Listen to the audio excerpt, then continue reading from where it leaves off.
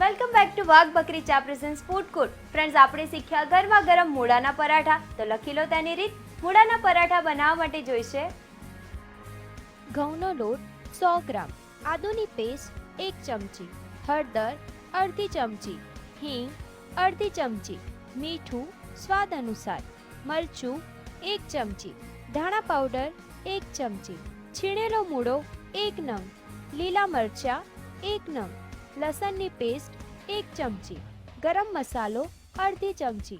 મૂળાના પરોઠા બનાવવા માટે સૌપ્રથમ એક બાઉલમાં ઘઉંનો લોટ, મૂળો, લાલ મરચું, મીઠું, હળદર, ધાણા પાવડર, હિંગ, ગરમ મસાલો, લીલા મરચાં, આદુની પેસ્ટ, લસણની પેસ્ટ અને તેલ એડ કરી મિક્સ કરી પાણીથી તેનો લોટ બાંધી લો. પછી તેના ગુલ્લા બનાવી પરોઠા વણી તેને એક પેન પર હલકા ગુલાબી થાય ત્યાં સુધી શેકી લો. ત્યારબાદ તેને સર્વિંગ ડિશમાં લઈ દહીં જોડે સર્વ કરો. તો તૈયાર છે મૂળાના પરોઠા.